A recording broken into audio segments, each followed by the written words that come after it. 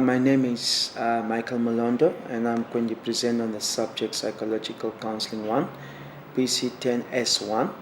My presentation is based on two parts. The first part is preparing yourself, give you some practical guidelines on how to prepare yourself for the exam, and then also to look at some tips that you can use before the exam and then also during the exam.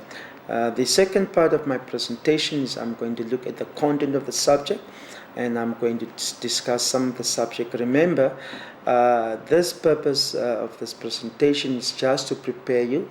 It's not a repetition what we did already in class. I'm not going to go into detail on the content. I'm just going to highlight some things, but it's very important that beside the examination scope that you are still requested or required to go through the whole content of this lesson and to look at the content of this lesson as much as possible, and then also then to read the whole chapters from the first chapter up to the last chapter, so that you can have a better understanding on the subject itself and its content. Now, the first part is just to look at what you have to do to prepare for the examination before the exam and then also during the exam. Now, before the exam is at least you have 2 months before the exam, you have to come up with a timetable. Draw up a timetable. Make sure that you have a timetable that can help you to prepare yourself.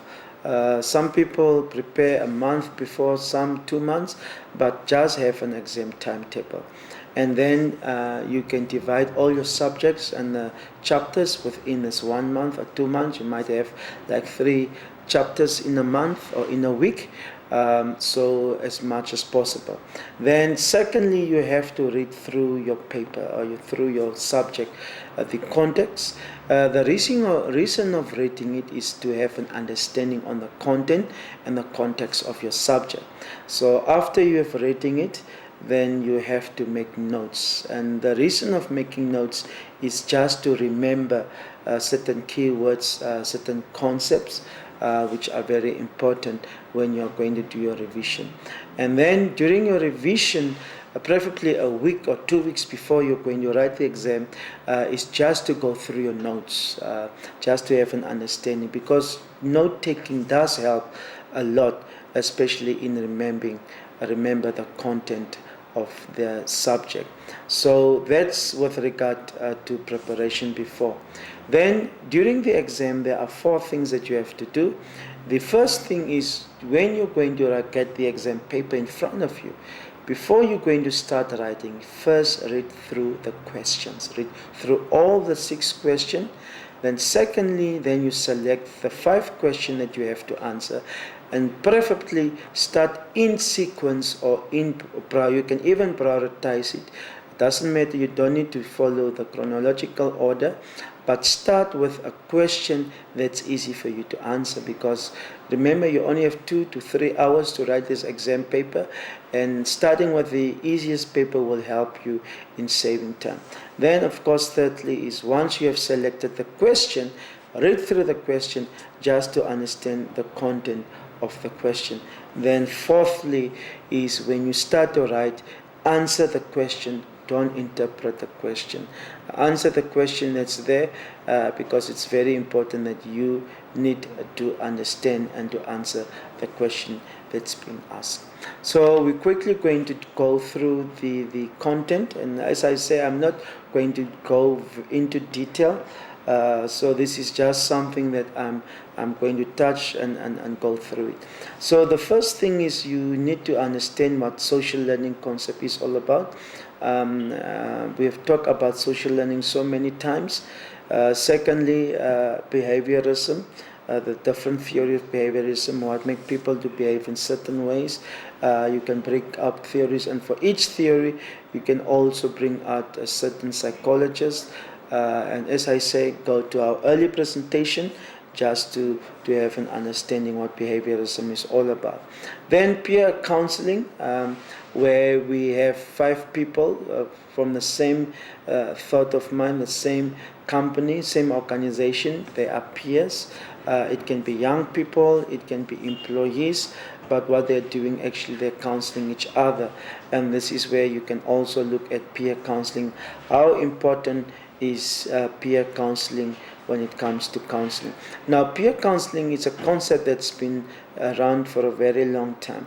Now, you do find in the light of HIV/AIDS, where you don't have psychologists in place, for example, a trained psychologist. This is where you as a company can actually train peer educators or peer counselor. And what it actually means is the peers are counseling the other peers, or they are counseling themselves. So very important that you have to look into this when it comes to peer counseling. Now, peer counseling in the workplace can play a very important role, as I played, very strategic role, where you can have people from the same background, the same status, and where they can actually counsel themselves. Peer counseling has been found as very effective, especially in the workplace or in a context where you've got a big group of people together, and then you divide them into groups. So peer counseling can also be face-to-face. Peer counseling can also be in a group therapy or in a group session. So it all depends on the context of the situation or the problem, the psychological problem that is then present. Then, of course, very important, primary and secondary groups.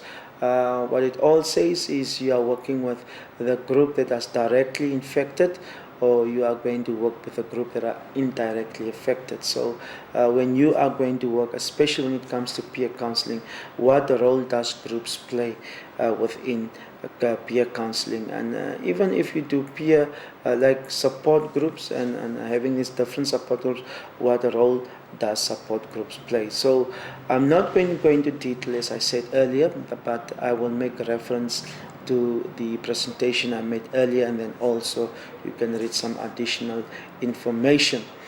Then, of course, the characteristic of a counselor, very important. Counseling need to be trusted. Counselor need to be a confidential person. Counselor need to avoid conflict of interest. Counseling need not to be biased, which means to discriminate. Counseling, of course, need to be loyal and need to have what we call emotional intelligence, emotionally mature, to listen to a person, and these are something that we have to look at. And then, of course, there are so many other characteristics that you can look at when it comes to a counselor and what is needed from a counselor.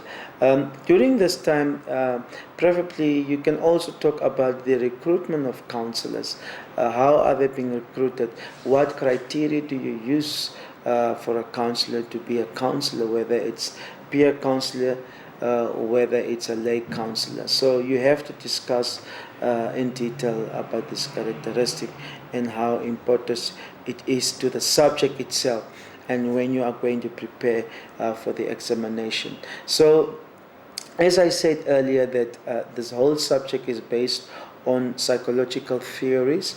So at this stage, as I say, I don't want to confuse you, but I want you to know that you need to understand at least what these theories are all about. At this stage, for your first year, you are not expected to know them 100%, but just to have an understanding how these different theories work in different contexts and also in different environment. Then the other type of counseling, remember we talk about peer counseling, and then we also talk now about crisis counseling. Now the word crisis says it all. There is an emergency, there is a crisis, and this is something that you have to attend to, and this is what they call crisis counseling. So I can give a few examples in crisis counseling. For example, is somebody that's being rape, or somebody that wants to commit suicide, somebody that's been in an accident, or any crisis situation where a client feels very much more threatened, or it is life-threatening in a sense that the person gave up hope, and he or she feels that that he needs to be Christ, to be counseled. Now, it's very important that you have to discuss this in detail. Also give example on crisis counseling and how you will approach it. You can also talk about the challenges when it comes to crisis counseling.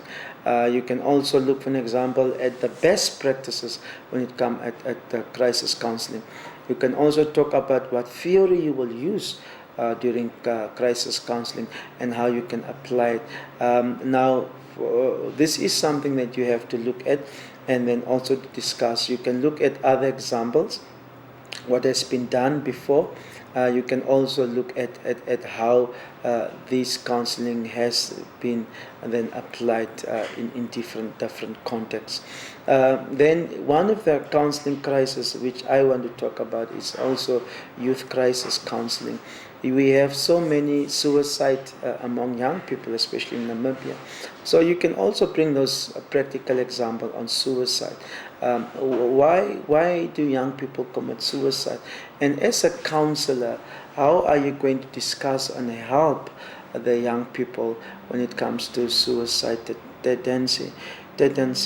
And then also looking at why young people are committing suicide. So it is a crisis. It is something that you have to discuss.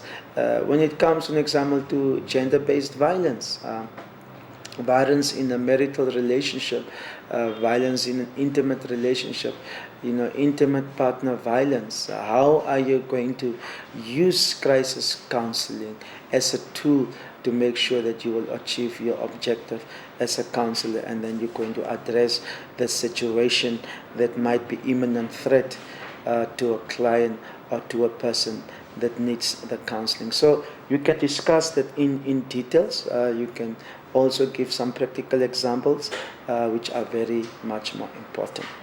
Then the other thing is bereavement counseling, or what we call bereavement counseling. And bereavement counseling only look at the situation where you've got a loved one that's deaf or a dying situation, whether it's the person, and this bereavement counseling is for those that, for the family members, the friends that are actually lost a loved one. How are you going to counsel them? And it's very important that as a counselor you need to know that there are different stages of bereavement counseling. So you have to discuss those stages in details. And you must know that even if a person that's bereaved comes in front of you and just knows that he or she lost a loved one, how are you as a counselor going to take this person through those different stages in order to prepare and to equip the loved one or the person that needs the counseling? So it's very important that when you look at stages of bereavement, you have to discuss the issues of death. Then also during bereavement counseling, you have to discuss the shortfalls. There are so many shortfalls. There are challenges that you can experience when it comes to bereavement counseling. What are these challenges? How do you address these challenges, for example, when it comes to bereavement counseling? Now, many people, they experience death, whether it's suicide, whether it's HIV-related death. Many people go through even stages of denial before they come to the stage of acceptance. So these are things that you have to look at. And then also discuss the role of the counselor during during each stage. What the role is the counselor supposed to play for each stage, and how can the counselor make sure that in each stage that he or she is in control and address the situation as much as possible. So bring that out in your discussion and also in the exam paper, how for every stage you are going to, what role you will play as a counselor and so on. So I will then also say that you also have to look, an example, at the issues of support groups, because many of people that experience death in the family, they need to be part of the support group. So also discuss in your whole bereavement stage, how are you going to do referral or start a support group for people that are in bereavement. So also discuss that also in detail. Then, of course, the other thing, we're going to look at the HIV/AIDS counseling. And remember, it's an ongoing process. We all know, and I've talked about this already in the past, the different stages. You first start with what we call the VCT, or the voluntary testing and counseling, where you go for a pre-test counseling. And I've already explained in the past, pre-test counseling, it also say you go through counseling where they will counsel you before you go through a test. And during this counseling, pre-test counseling, they're going to explain to you what the test is all about, and then also what a result you will expect. And then thirdly is what would be your approach, or your attitude, not your attitude, how will you actually handle the outcome of the results. And then, of course, the post-test counseling only is a follow-up, where you actually will then get your results, where you will know what your result is all about, and then to empower you and to encourage you, to direct you, and then also to guide you then.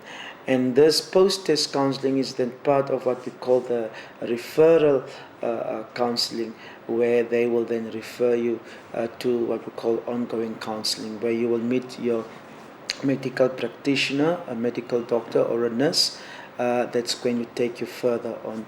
If you are found HIV positive, how you can use your ARV, and then explain to you about the different ARV, what you need to expect, and how adherence is very important. And then, of course, after you're on your ARV treatment, as part of your HIV counseling, is then what we call the clinical monitoring part of the HIV counseling, where you go from time to time to your medical doctor so that they can then help you and this is where they will then look at your viral load, your CD4 count, and as your CD4 count and the viral load is being monitored, then of course there is ongoing counseling that's taking place. So that's actually the purpose of the ongoing HIV counseling and testing, which is part of the subject. So I will encourage you, as I said earlier, that you get familiar with the different psychological theories that can be used. You need to understand the context of those theories, how you apply the theories in different counseling sessions, and then also when you are going to discuss a different counseling session, you're also going to discuss and look at how that is then linked, for an example, to HIV/AIDS. So I have come then to the end of my presentation. I hope that this presentation assists you and help you. And I wish you all the best with your exam, and I thank you for listening and watching. Thank you. Bye.